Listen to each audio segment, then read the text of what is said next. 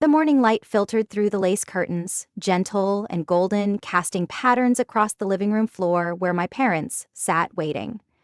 My mother carefully pinning the last pearl to her hijab, my father polishing the lenses of his reading glasses for the third time. The air was thick with anticipation, laced with the scent of jasmine from the bouquet they'd picked for me. Our car ride was quiet, not from awkwardness, but from reverence. This day was meant to be sacred.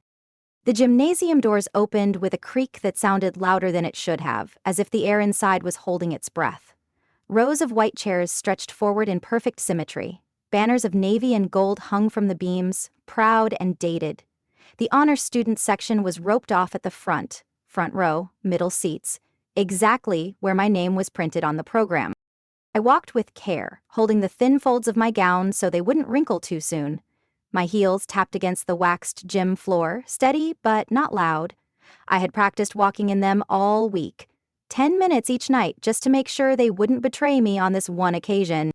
As I neared the cordoned section, I saw it, my name printed clearly on a placard taped to the backrest, Choi Hae-rin, summa cum laude. My chest lifted slightly, the weight of 4 years pressing against my ribs in a softer way. Then I saw her. The girl in my seat was radiant in a way that didn't ask permission. Glossed lips, diamond earrings, a sash that wasn't school-issued. She was already posing for pictures, flashing peace signs, the board member's daughter. Ju-min, her heels sparkled under the gym lights, catching every angle, deflecting every question. A man in a maroon lanyard, faculty, not admin, stepped between me and the row. His clipboard tilted forward as if it gave him authority. "There's been a slight adjustment, Miss Choi," he said with a too polite smile. "We had to reseat a few students. Can I guide you to your new place?" I didn't move. My mouth opened but no sound formed. I looked again at the placard. My name was still there. My name. Is this really happening again? Is there a mistake? I asked, my voice thinner than I intended. I hated how uncertain it sounded. His eyes flicked to the girl behind him, still seated, scrolling through her phone. "We appreciate your flexibility." He gestured toward the far right side of the gym, near the bleachers. "We have a seat reserved for you." I turned, numb. The heels that had felt so steady now clacked too loudly, echoing down the line of folding chairs. My parents, seated halfway down the row, watched with confusion. My mother's smile dimmed. My father stood halfway, as if unsure whether to come to me or stay put. I gave a small shake of the head. "Don't." The folding chair they assigned me wobbled slightly on one leg. Its metal edges were cold against my palms as I sat. No placard, no sash, just me, alone in a sea of families taking photos beside neatly arranged rows of names that matched their pride. A hush fell as the ceremony began. A student body representative, one of the usuals, stepped up to the mic and opened with a joke about senior pranks and one unforgettable year. Laughter rolled across the crowd like a performance. My name was buried halfway down the list. When it was called, it came out twisted, Cho Hee-rin. I stood slowly. The applause was polite, perfunctory. I walked the long aisle, each step a reminder that I was being seen, but not recognized. As I climbed the stage, the principal handed me the diploma with a rehearsed nod. The photographer snapped once, but not at me. I looked toward my parents. My father had stood too early. My mother was still fumbling with her phone. The moment passed. I turned, walked back to my folding chair, and sat with my hands folded neatly in my lap. The diploma trembled slightly in my grasp, but not enough for anyone else to notice. "You are not supposed to cry. You are not supposed to scream. You're supposed to be grateful, right?" The ceremony continued. Afterward, families clustered into groups for photos. Laughter echoed in every corner, confetti, bouquets, friends hugging. Some girls slipped off their heels to run around barefoot, makeup streaked from tears of joy. I found my parents by the school sign where they waited, still holding the jasmine bouquet. My mother looked like she wanted to say something, her brow furrowed the way it always did when she noticed unfairness, but didn't want to ruin a memory. My father simply placed his hand on my back and said, "Let's take some pictures." I nodded. In the photos, I smiled. I held the diploma tightly. We took one near the gym doors, another near the cherry blossom tree where I used to wait for my ride after debate club. The pictures turned out beautiful. My mother would frame one for the hallway, my father would share it in the family group chat. No one would ever know that the camera had missed the moment, that my name had been spoken like an afterthought, that my seat, my earned seat, had been given to someone else without hesitation. You're not supposed to remember the folding chair, I thought later as I hung my gown back in the closet. But I always will. Haerun stands at her bedroom mirror, diploma in hand, the program folded tightly in her other fist. The reflection in the mirror shows her name on the front row. Program. But her eyes in the glass are empty, staring not at herself, but at the name that was mispronounced, at the seat that was taken. The light bulb above flickers, fade to black. I didn't sleep the night after graduation. The gown still hung on the back of my closet door, the satin catching moonlight in muted folds. I sat on the edge of my bed, barefoot, still in the soft curls my mother had done that morning, still wearing the same pink lipstick that had faded by the time the ceremony ended. The jasmine bouquet rested beside the vanity, browning at the edges. In the mirror, I didn't look angry, I looked erased. It wasn't the first time. The folds of memory unspooled slowly, like film reels left in an attic. Not loud moments, not dramatic ones, just missing pieces. Freshman year, my first real group project. We were tasked with designing a mock campaign for a local charity. I had spent hours researching, organizing visuals, laying out the PowerPoint slide by slide. On the day of the presentation, my teammates pushed me to the back. "You're better at visuals, Haerun. We'll handle the speaking part." They presented my work with charisma and careless confidence. The teacher clapped, they took a bow, my name wasn't mentioned. After class, I stayed behind to tidy the classroom. Miss Lee walked by, hesitated, then said in a voice like a whisper, "It was clear who did the real work." She smiled, brief and almost guilty, before walking out. She never said it in front of the class. Later that year, I entered a regional art essay competition. The topic was invisible architecture, how unseen structures shape lives. I wrote about institutional bias in classrooms, the way certain students are elevated not by merit but proximity. I placed second. They called another girl's name for first, someone who had used 3 Wikipedia citations and an anecdote about her pet dog. I waited after the assembly, clutching my certificate, and approached the coordinator. He looked at my name, then blinked. "Ah, yours was the one with all the technical jargon." It wasn't jargon, it was precision, thought, a mapped-out thesis with examples drawn from real policy papers. But technical was their way of saying too serious for a schoolgirl. I nodded politely, bowed, and walked away. Oh, the pattern had already started to form then. Sophomore year, our debate team made it to state qualifiers. I was lead researcher, wrote most of the counter-arguments. On competition day, I was seated 2 rows back as our orators stood in front. The judges handed the finalist plaque to our school. Our captain held it up. She thanked the team. And then she looked back at me, hesitated, and turned away. Later, she uploaded a photo of the team celebrating at a cafe. I was cropped out at the edge. I still have that photo. In it, my hand is visible on the table, holding a coffee cup, nothing else. By junior year, I had stopped volunteering to speak. It wasn't that I lost confidence, it was that I lost the illusion that doing more meant being seen. I became efficient, unobtrusive. I learned to nod through decisions already made. I delivered excellence. Teachers noticed. Not all, but some. One afternoon, while I was shelving books in the school library, I found a folded note inside my literature textbook. It was anonymous, written in blue ink. "You are extraordinary. One day, they won't be able to ignore you." I never found out who wrote it. I carried it in my pencil pouch for the rest of the year, not because I believed it, but because I wanted to. The final blow came the spring of senior year. We were gathered in the auditorium for the announcement of the Creative Writing Award. I had spent months perfecting my short story, Submission. The Shadow Seat, a piece about a girl erased from every group photo she appeared in.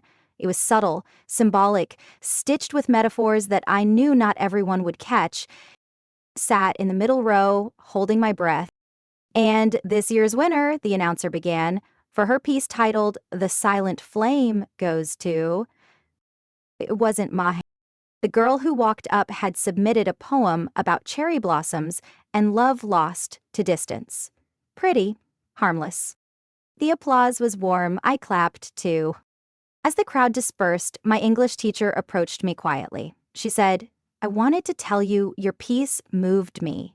It was remarkable." "Then why didn't it win?" I asked, softly. She looked away as if searching for words that wouldn't sound like excuses. It was a bit abstract for the panel. Too true for their comfort, I thought. Thanked her, and then I walked out into the rain without opening my umbrella. That night, I went home and tore the competition badge off my bag. It came off with a sound that still echoes sometimes. "They don't hate you," I had told myself back then. "They just don't see you. That's worse." And that's when it stopped hurting. Not because it stopped mattering, but because it became a fact. I began to see it as a system, not a series of personal failures. They expected me to be excellent, always, but never chosen. It was easier that way, for them. Easier to lean on my reliability without the burden of giving credit. Easier to praise those who looked the part, the confident, the charismatic, the connected. I was the spine holding the book together, not the cover they chose to display. In a dark classroom, empty chairs pushed back, Hayron stands alone beside the corkboard. Her hand holds a crumpled essay submission form. Her gaze lingers on a pinned-up announcement, "Winner, Yoon-sul Gi, The Silent Flame." Behind her, the janitor flips off the hallway lights. Her shadow lengthens across the floor. She doesn't turn around. The page in her hand begins to tear. The calendar on my dorm wall was blank. A single sheet, January through December, 12 boxes, no markings. No circles around birthdays, no countdown to midterms, no stickers or scribbled goals in highlighters, only the quiet, undisturbed grid of days waiting to be used or wasted. I woke to it every morning, its silence greeting me before my alarm did. 4:45 a.m. every day. The sound was soft but final, a single buzz that cut through sleep like a clean line drawn in dust. I didn't groan or roll over. I sat up, swung my legs down, placed my feet on the cold linoleum floor. My roommate hadn't moved. She rarely did before 8. We lived like shadows, overlapping, never colliding. I boiled water for tea and pulled on my bookstore vest. The cracked laptop on the desk blinked softly, the light from its charger casting a crescent of red on the wall. A sticky note was taped beside the trackpad.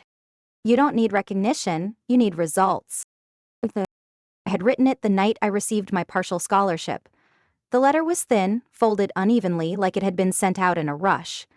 It didn't begin with congratulations. It began with a funding clause, a list of conditions. I wasn't disappointed. I was prepared. The university I'd enrolled in wasn't the glossy institution my peers had posted about. No ivy-covered buildings, no orientation mixers with rooftop views. My school had concrete walls, vending machines that broke often, and lecture halls where the fluorescent lights always flickered once before turning on. Still, it was mine, and that was enough. I stocked books in the morning, served impatient students at the register by afternoon, and studied under the pale-mill glow of a reading lamp at night. I sat alone in the cafeteria, earphones in, textbook open, hands stained faintly with highlighter ink. When I walked to class, my steps were measured. When I entered rooms, I scanned for the corner seat. Not because I was hiding, but because I needed clarity. Distance gave me space to observe. You're not here to be seen, you're here to build quietly. It became a rhythm. Monday through Sunday blurred into function. I ate the same meals, wore the same 3 outfits on rotation. I didn't join clubs, I didn't take part in student forums or meetups. While others shared stories on Instagram about dorm game nights, I was calculating weighted GPA averages in the back corner of the library. I didn't resent them. I just didn't belong to them. The pain from high school had calcified into something sharper than grief. Precision. There was no longer room for longing. I traded sentiment for schedule. And the funny thing was, no one noticed the difference, because they never knew what was there before. One afternoon, midway through the fall semester, Professor Ann called me into his office. The room was dim, cluttered with books in stacks that defied logic. Maps hung unevenly on the back wall. He didn't look up right away. His glasses sat low on his nose, and when he finally raised his eyes, they studied me with unexpected gentleness. "You wrote the rebuttal in today's ethics thread, didn't you?" I nodded, unsure if I was in trouble. He set the paper down. It was the only one that challenged the premise. My heart thudded once, sharp and clean. It seemed incomplete. "It was," he said, "and you saw that." He leaned back, folding his arms. "You're the kind of student who changes systems, not waits for them to evolve." I didn't answer. I didn't smile. I murmured, "Thank you," and tucked the paper into my folder. My fingers trembled for a second. Barely. He didn't comment on it. Outside his office, the hallway was lined with posters of award winners from previous years. Bright smiles, confident poses, framed certificates. I walked past them without looking up. In my room that night, I looked at my calendar again. Still blank. Read the words, "change systems" at the top of a new page. Then I shut it. It didn't mean I believed him. I had stopped believing in compliments. They were often followed by silence, or by someone else being credited for the impact later. But this one echoed. It lingered longer than most. What if systems could be changed? What if invisibility was not the end, but the entrance to something bigger? Still, I didn't change anything about my routine. I wasn't ready to hope. Hope had a taste, and I had gone too long without it to trust it now. Heyrin sits at her shared dorm desk, head bowed, hair falling over one shoulder as she scribbles something unseen into a worn planner. The cracked laptop glows faintly beside her. The window behind is dark. Her roommate's bed is untouched, the room wrapped in silence. Outside, snow begins to fall, the first flakes brushing against the glass. A faint reflection of her face appears in the window. Blank, unreadable. On the desk, a half-ripped sticky note curls at the edge. The ink has smudged from touch, if the sticky note had faded. It peeled at the corners, yellowed from light and time, still clinging stubbornly to the surface of my desk. You don't need recognition, you need results. I didn't remove it. Not even when I moved into my first shared apartment, not when I outgrew the desk, not even when the ink began to blur. It was the only motto that hadn't betrayed me. 3 years had passed since I walked across the stage unnoticed. In that time, I moved from filing literacy grant applications in a basement-level office to writing proposals that would eventually get scanned by national boards. The titles of the roles didn't change much: coordinator, assistant, junior analyst, but the weight behind my words did. First, I typed reports on borrowed time, formatting tables on hand-me-down software. I drafted policy frameworks in the margins of outdated funding templates. My laptop, still cracked along the hinge, clicked louder than it typed. It startled me every time I opened it. I never fixed it. It reminded me things could still work, even if broken. I submitted ideas quietly, unsigned. Most were rerouted under someone else's name. The numbers I crunched became someone's headline success. The proposals I wrote were repackaged and handed off by louder voices. I didn't argue. I kept writing. And the results kept coming. Higher literacy retention in pilot zones, improved scholarship reach across low-income sectors. Every quarter the outcomes improved. Someone always smiled, thanked the team, and I always sat furthest from the podium. Then, one day, something shifted. A reply email landed in my inbox with a subject line I'd never seen. "R.E. Heyrin's model draft. Please proceed." My fingers hovered above the keyboard. Was that directed at me? Did they mean to send this here? It was followed by 2 more, then 5. Then I began seeing my name not as a CC or BCC, but as the main recipient. A thread started titled simply, Hayren's Proposal Notes. The first time someone said it out loud in a meeting, let's defer to Hayren on this. I didn't speak for 3 full seconds. I just looked at the speaker, a project manager named Ms. Nari, and nodded once. After the meeting, I sat at my desk, unmoving, as voices and footsteps filled the hallway. My coffee had gone cold. A splash of ink from my pen had bloomed along the edge of the funding memo beside me. I touched it with the corner of my sleeve. The stain didn't come out. Maybe I'll keep it, I thought. Let it live there, a mark of today. Months later, I received an unexpected call from an unfamiliar number. A woman with a clear voice and firm tone introduced herself. From the Daehan National Education Fund. Her words were crisp, professional. We'd like to bring you on as a consultant for our regional outreach strategy, she said. I paused. Would I be working under someone? No, she replied. Your name would lead the proposal. We've reviewed your frameworks for the last 2 years. Quietly impressive work. The silence on my end wasn't hesitation, it was history flooding back in.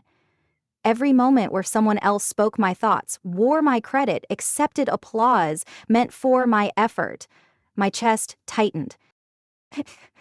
She must have sensed it. We'll send you the contract tomorrow, she added, gentler now. You'll have full control over your terms. That night, I didn't sleep.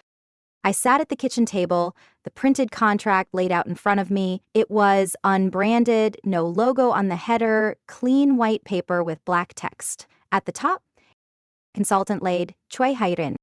My name, alone, centered, no attachments. I ran my thumb along the edge of the paper once, twice. I remembered the torn competition badge, the folding chair, the crumpled speech I never gave. I remembered being told I was too technical, too quiet, too young. And now someone had put me at the top of the document.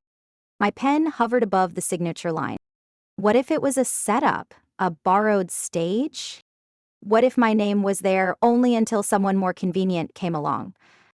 I signed anyway, not because I trusted them, but because I had learned to trust myself. When I clicked send, a strange stillness filled the room. I leaned back, closed my eyes. I didn't feel triumph. It wasn't joy. It was something gentler, like standing in the center of a quiet field after the storm has passed. A new kind of silence, one I had earned. The next morning, my name appeared on the official press release. No title fluff, no dilution. Lead strategy contributor Haven Choi. It was posted without fanfare, no hashtags, no fan comments, just a name, my name. And for once, it was enough. Quiet office, late evening. The desk is scattered with open documents, a half-full mug, a pen lid resting near a sealed envelope. Outside the frosted window, city lights glow in clusters. Hayren stands alone in the center of the room, contract folder in hand, the glow of her laptop screen casting her in pale light. Behind her, on a corkboard, is a pinned copy of the press release, with her name underlined once in red. She exhales. Not relief, not disbelief. Something deeper, like still water finally rippling. The press release with my name was still pinned to the corkboard when the file landed on my desk. I didn't notice it at first. I had skimmed through 3 proposals already that morning. One on STEM accessibility for rural girls, another on vocational reentry for young adults. Both necessary, both underfunded. I had placed them neatly into my review later pile when the 4th folder slipped from the assistant's hand onto the desk. It's flagged as high priority, she said, something about an internal referral. Her tone was neutral, practiced, but her eyes lingered. I reached for the document absently, flipping it open while glancing at my inbox. Then my fingers froze. Better it was. The letterhead. That familiar crest. Still the same dated gold and navy design, a laurel wreath looped around a torch no one had ever lit, the school's motto etched below in cursive Latin. I hadn't seen it in years. I stared at the emblem longer than necessary, the air in the room shifting subtly, the edges of sound going muffled as if dipped underwater. Something wrong, director? My assistant's voice cut through, light and careful. I looked up the corners of my mouth, pulling, half smile, half something older. Nothing, I said, flipping the page. Just, I know that name. Her brows rose slightly. Alumni ties? You could say that. She waited for elaboration. I offered none. The silence stretched, then broke as she nodded and stepped out, closing the glass door behind her with a softened click. I turned back to the proposal. Subject line, request for partnership, academic advancement grant for underserved talent. Proposing institution, Haechan High School. My old high school, the one that handed me a diploma without a seat, without a camera angle, without a name pronounced correctly. I pressed my thumb into the page just beside the header. The paper didn't react, but my pulse did. The proposal was clean. Too clean. Budget projections, outcome goals, scalability, all tight. Language like empowerment of under-recognized students, institutional course correction, and merit-based selection over visibility metrics danced across the paragraphs like tiny ironies dressed in sincerity. I could have laughed, but I didn't. So now they see the value of overlooked students, now they want to raise them up, give them platforms, shine light where they once built shadows. My eyes skimmed down the page, catching phrases that felt like echoes of my own reports, years ago. Words that would have been dismissed back then as too technical or hard to package. I reached the final page, a blank line for funding partner signature. My finger hovered above the mouse as I opened the digital reply form. I stared at it. Empty fields, check boxes, drop downs, and then my reflection in the screen. I looked steady, not angry, not smug, just aware. This was the kind of moment stories liked to twist into cinematic revenge. The discarded girl returns successful and rejects the very place that erased her. But I didn't come this far to reenact their cruelty. I took a breath, then another. They didn't deserve my rage, that would have made them bigger than they were, but they didn't deserve a quiet pass either. They deserved a condition. I opened the signature field, typed slowly, approved, with full funding, on the condition that the grant be named after the sponsoring contributor. Title, the Hayren Academic Advancement Grant. The cursor blinked. My name, not buried in footnotes, not shared, not hidden behind team credits, my name alone. I stared at it a moment longer, then opened the desk drawer, pulled out the compact mirror I rarely used, and flicked it open. My reflection was clearer than it used to be. Hair pulled back, blazer pressed, the faintest trace of fatigue beneath the eyes, earned, not hidden. I straightened the collar at my neck and whispered to the empty room. Let them remember the girl they misnamed. And then I clicked send. The email disappeared into the server, and with it, something else lifted. Not entirely gone, but changed. That evening, as I passed the front desk on my way out, my assistant looked up, curious. You approved it? Yeah. Her surprise was subtle, professional. Wasn't that personal? I paused beside the elevator. It used to be, I said. Now it's precedent. The elevator doors slid open. She nodded once, then looked down at her tablet, but I saw it. The briefest flicker of admiration beneath her lashes, a digital document on the screen, illuminated in soft white glow. The Hayrian Academic Advancement Grant, approved. The signature line beneath it shows, Choi Hae-rin, Director, National Education Fund. Behind her desk, the glass wall reflects her standing, hand still near the mouse, gaze fixed ahead. In the background, the school's outdated crest sits faded on the proposal folder, half in shadow. The contract light flickers once as it uploads. The gates looked smaller than I remembered. Or maybe I had grown in ways they never measured here. The black iron bars, still flaking at the edges, opened with a soft groan as I stepped onto the gravel path that led to the main building. Early light filtered through thin clouds, casting a dull sheen across the red brick walls that had once felt taller than ambition itself. The gymnasium stood ahead, identical in shape and silence. The banner above the entrance hadn't changed. Annual Academic Honors Ceremony, printed in the same old serif font, faded slightly at the corners. Even the gold was no longer gold, just memory-colored beige. I climbed the steps without pause. Each footfall felt like a silent echo from years I thought I had buried. The moment the gym doors opened, the scent returned first. Waxed wood floors, a trace of cheap carnations, and the peculiar stillness that clings to polished ceremonies.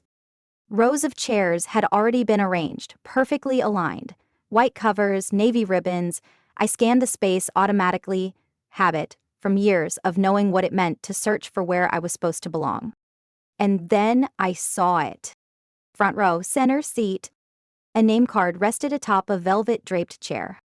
Director Hae-rin Choi, guest of honor. The font was perfect. Serif, all caps, centered, no missing letters, no mispronunciations waiting in ambush. I stepped closer, the card catching the light and gleaming like something sacred. Aiden smiled. I exhaled once, quietly, fully. Behind me, a voice rose. She is here. Heads turned. Faculty members, volunteers, student ushers. The usual orchestration of polite smiles and hushed nods followed, but none of them mattered. My eyes were on the seat, the chair, the exact place where I had once been waved away from, as if I were something out of place. A woman in a charcoal skirt suit approached, event coordinator likely knew. Her heels clicked with trained confidence, but her face faltered with uncertainty. Director Choi, she said, extending her hand. We're honored to have you today. Her handshake was light, professional. She gestured toward the front. Everything has been arranged as requested. Your remarks are scheduled right after the presentation of the new scholarship recipient. I nodded. The name of the scholarship hadn't yet been announced publicly, but it was printed in the program I held. The Hae-rin Academic Advancement Grant. It looked strange there, my name beside the school's logo. My name not hidden or borrowed, mine.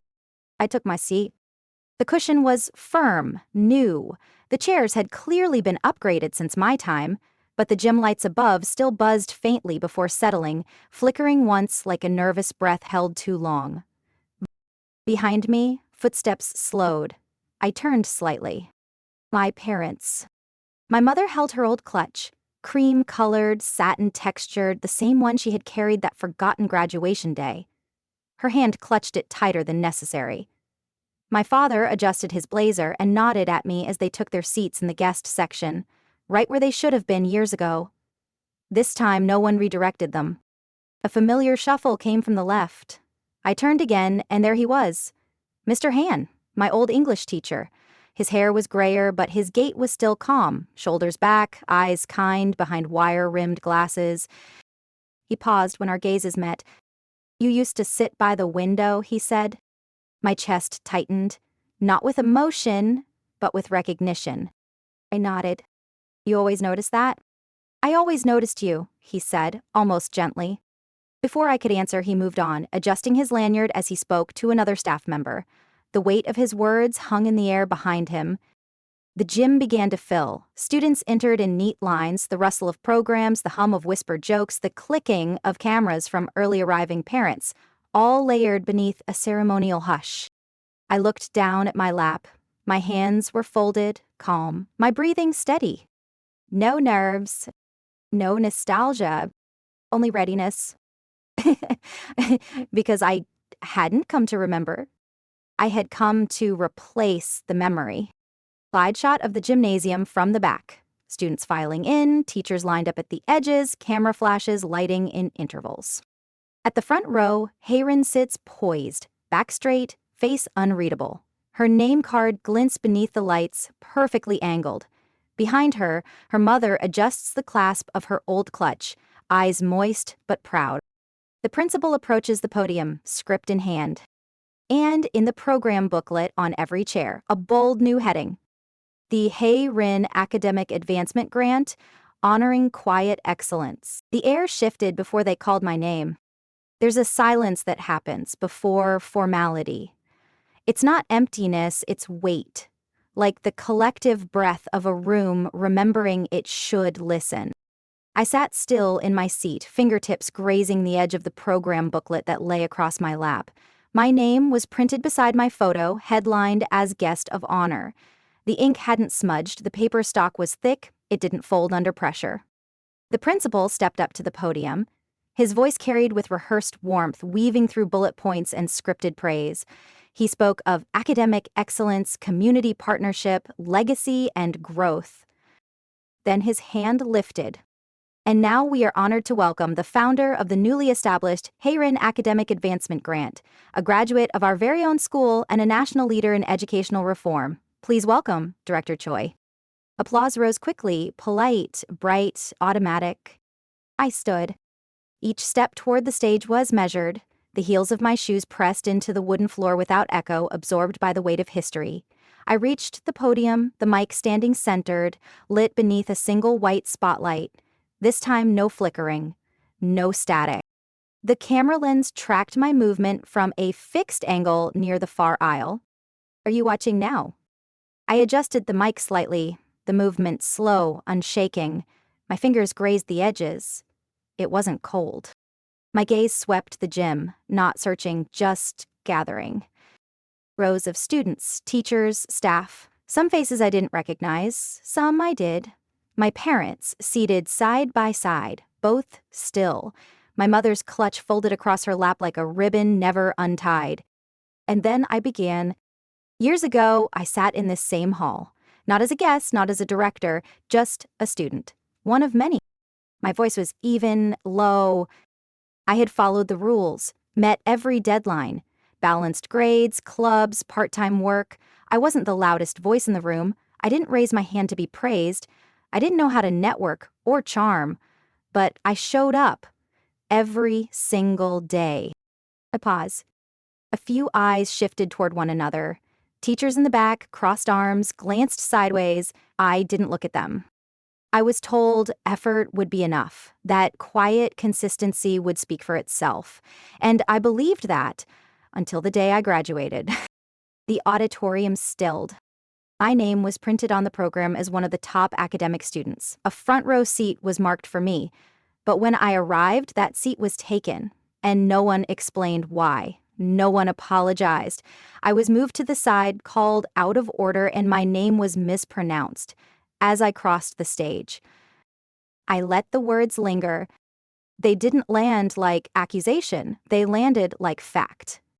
My parents never saw me walk, the camera didn't catch the moment, and when I left that day, I told myself something I want every student here to hear now, especially those of you who feel like your presence doesn't get noticed.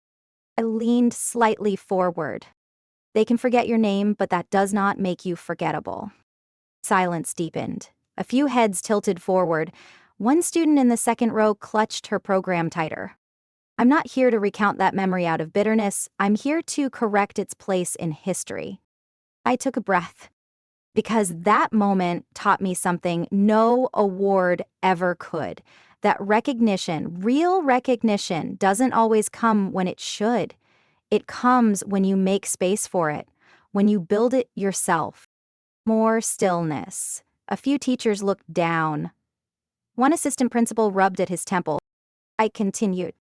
Today, you're launching a scholarship to honor overlooked academic talent. I've read your mission, and while I'm proud to fund it, I want everyone here to understand what this scholarship truly represents. I let the next sentence fall like a measured chord. It is not a gift, it is a correction. When Mother in the guest row let out a soundless breath, a few students leaned forward without realizing. This grant is for the students who lead without recognition, who show up when no one claps, who submit projects others take credit for, who are called second when they've earned first. It's for the ones who keep going anyway. I looked across the rows, again, slow, deliberate. If that is you, I want you to hear me clearly. You are not invisible. You are not weak for staying silent. You are not lesser because your talent is quiet. Your excellence matters, and your future, your real future, doesn't wait for a spotlight. It learns how to shine without one. A pause. I lowered my voice. Someday you may return to the place that overlooked you, not to reclaim your seat, but to build better ones. I stepped back from the mic. No applause yet. Just breath and silence. And then A slow rise. One clap, then another, then all of them. Louder, fuller, like something heavy had lifted from the walls themselves. The camera stayed fixed, focused. But I was no longer speaking for the lens. I was speaking for the version of me that once sat in a folding chair, alone, misnamed, watching the lights flicker. It was no longer erased. As she was standing, Hayrin standing at the podium, hand resting lightly on its edge, the spotlight sharp on her figure, everything else slightly dimmed. Behind her, the screen shows her name and the scholarship title, perfectly centered. In the audience, a girl in the third row sits frozen, tears welling silently, holding a pen above a blank notebook. On the stage floor, the shadow of the mic curves beneath Hayrin's heels. No longer a line between her and the world, but an extension of her voice. The applause had faded. It didn't echo, it settled, like dust after a long storm. I stepped down from the stage, hands light at my sides, the spotlight still warm behind me.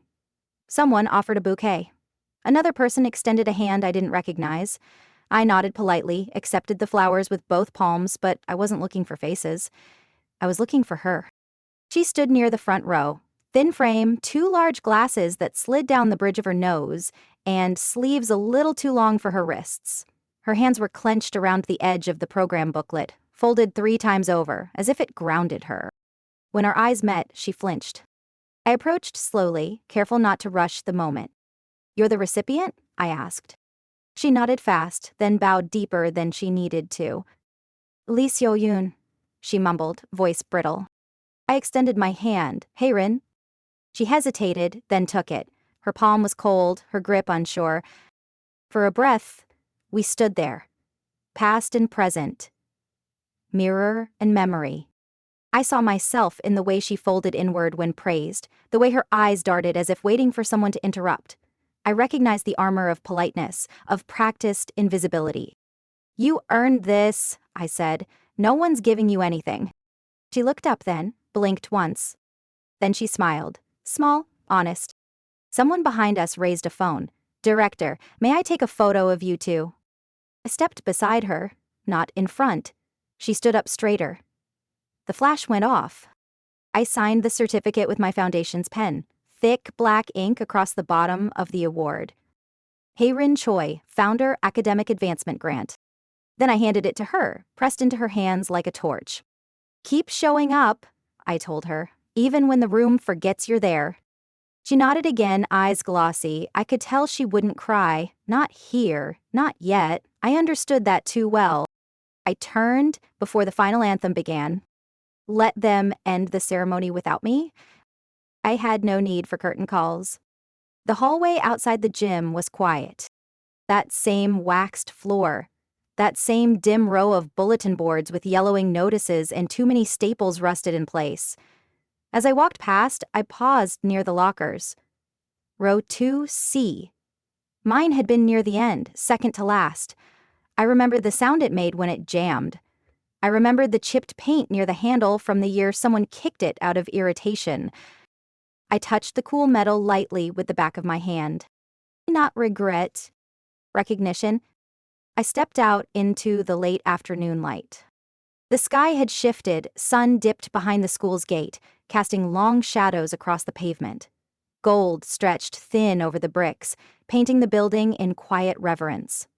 The banner still hung above the entrance, its corners trembling in the breeze. Outside, my parents waited. They stood beneath the same tree we had parked under years ago, the one whose branches had once blocked the view of my walk across the stage. Today, nothing blocked the view. Today, they had seen everything. My mother was holding the same cream clutch. It looked older now, more delicate, but she stood taller.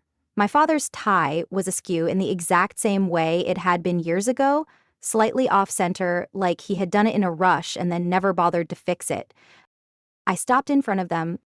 My mother stepped forward first, arms open. I let the bouquet fall from my hands into hers. "We saw it this time," she whispered. I nodded. That's all I ever wanted.